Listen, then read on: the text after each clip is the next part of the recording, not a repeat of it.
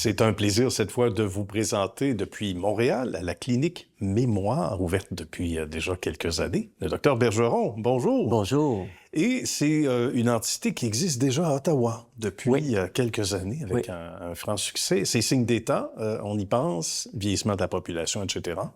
Vous en avez fait votre niche, votre cheval de bataille, si on peut dire. Absolument. On s'intéresse au vieillissement, mais on s'intéresse donc à la mémoire, aux pertes cognitives. C'est un dossier quand même passionnant, c'est un rayon passionnant où la recherche est au rendez-vous. Mais il y a beaucoup de travail en amont qui est fait quand même depuis toutes ces années-là à la clinique Mémoire. Oui, en fait, le vieillissement de la population, c'est un beau défi. On espère vivre le plus longtemps possible en santé. Ouais. On a fait beaucoup de progrès pour les problèmes de santé physique, remplacement de hanches, de genoux, mais le principal défi, c'est au niveau de notre cerveau, parce qu'on peut pas remplacer un cerveau, donc il faut le maintenir en santé. Alors, avec le vieillissement de la population vient la crainte d'avoir des troubles de mémoire. On pense à troubles de mémoire, on pense à Alzheimer, on pense à CHSLD. Oui. Alors, l'objectif de notre clinique, c'est de faire du dépistage précoce, faire aussi de l'éducation pour enseigner aux gens à avoir de bonnes habitudes de vie. Et dans certains cas, lorsque le processus de la maladie d'Alzheimer est commencé, bien, on peut, avec les traitements disponibles, ralentir le processus pour que les gens demeurent autonomes le plus longtemps possible. Dont une bonne nouvelle qu'on a su il y a peu de temps, nouveau médicament. Oui. C'est une première, ça, quelque part? C'est une première. Depuis 25 ans, au Canada, on n'avait aucun nouveau traitement pour la maladie d'Alzheimer. Donc, c'est un traitement qui vient d'être approuvé par Santé Canada. Ce n'est pas le miracle du siècle, ce n'est pas la guérison de la maladie d'Alzheimer. Les études suggèrent que ça pourrait donner 5, 7, peut-être 10 ans d'autonomie de plus. Donc on retarde le déclin cognitif.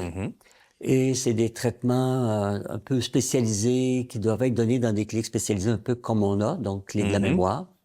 Et puis, oui, c'est un nouvel espoir, mais ça donne aussi espoir pour la recherche. Alors, lorsqu'un nouveau médicament arrive, les compagnies de biotechnologie continuent leur recherche, continuent à investir.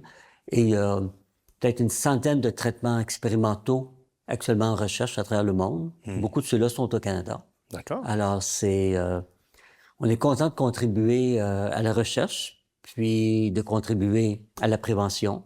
Et on s'implique aussi socialement avec la Société Alzheimer. On essaie de donner un peu de support, support financier, de collaborer avec eux pour aider nos proches aidants et les patients. Nos gouvernements donnent beaucoup de subventions pour les sociétés Alzheimer au Québec. Évidemment, ça répond pas aux besoins, mais en tout cas, nous, on essaie, avec des collègues de fonds, d'aider les sociétés Alzheimer pour les aider dans leur mission. Et c'est très noble ce que vous faites ici, parce que certains vont dire, oui, c'est du privé, certainement, mais c'est un maillon de chaîne qui n'existe pas au public, on peut le dire.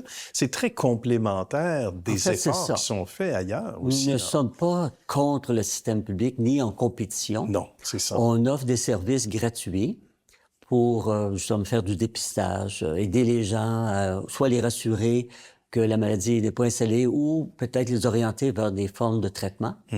Mais c'est ça, on travaille avec le public. On espère pouvoir que notre collaboration puisse aider le plus de personnes possible. Ça fonctionne comment? Parce que il y a des gens qui arrivent ici souvent sans rendez-vous. Et on a du temps ici qu'on n'a pas ailleurs, qu'on ne peut pas avoir malheureusement au niveau du public, du secteur public. Et ça joue aussi beaucoup dans le rapport humain, dans l'appréciation, l'espèce de compassion, on va le dire, aussi avec les gens concernés. Oui. Non? Donc, les gens n'ont pas besoin de référence médicale pour venir ici. D'accord. Et lorsqu'ils viennent nous voir, on a des services gratuits qu'on offre à tout le monde. Ensuite, on peut discuter avec les gens de leurs besoins. Donc, on a des projets de recherche supervisés et approuvés par Santé Canada. Donc, c'est des projets de recherche qui sont très solides. On a aussi d'autres professionnels qui vont se greffer à nous, neuropsychologues, ergothérapeutes, pour offrir des services peut-être plus pointus pour lesquels les gens auraient peut-être à débourser pour un besoin particulier. On veut aussi offrir un service conseil pour l'aide médicale anticipée à mourir. On a beaucoup de demandes. D'accord. Donc, moi, si je développe la maladie d'Alzheimer, à quel moment je peux demander l'aide médicale à mourir anticipée? Donc, on veut avoir des professionnels qui vont offrir ce service. Et, bon, évidemment, les nouveaux traitements, le nouveau traitement, en tout cas, approuvé par Santé Canada, on va probablement avoir un rôle important à jouer pour donner le traitement ou superviser le traitement. Donc, on essaie d'offrir plusieurs services dépendant ce que les gens cherchent comme information. Et en même temps, on est évidemment très collaboratif, on le répète, avec bien sûr l'ensemble du portrait, du réseau. Donc, c'est pas rien, au contraire, c'est noble et ça devient nécessaire, on le disait de plus en plus, le vieillissement de la population, etc. Et dans les recherches qui ont été faites en quelques secondes seulement, on note, vous l'avez évoqué tout à l'heure, Dr Bergeron, avec justesse, et là, je vous laisse continuer. Il y a un lien entre l'hygiène de vie et des gens qui, éventuellement, ne seraient pas à l'abri de problèmes cognitifs, dont l'Alzheimer, entre autres. C'est qu'un effet protecteur pour le cerveau, c'est pas juste l'aspect médical, mais c'est l'aspect social, activité intellectuelle, socialiser avec des gens, bonne habitude de vie. On dit en résumé, ce qui est bon pour le corps est bon pour le cerveau. Donc, encourager bonne habitude de vie, bonne alimentation, socialiser. C'est tous des facteurs qui sont protecteurs contre la maladie. Par contre, il y a certaines personnes avec les meilleures habitudes qui vont quand même développer la maladie. Donc, on peut être là pour les aider à passer cette période qui peut être difficile pour eux.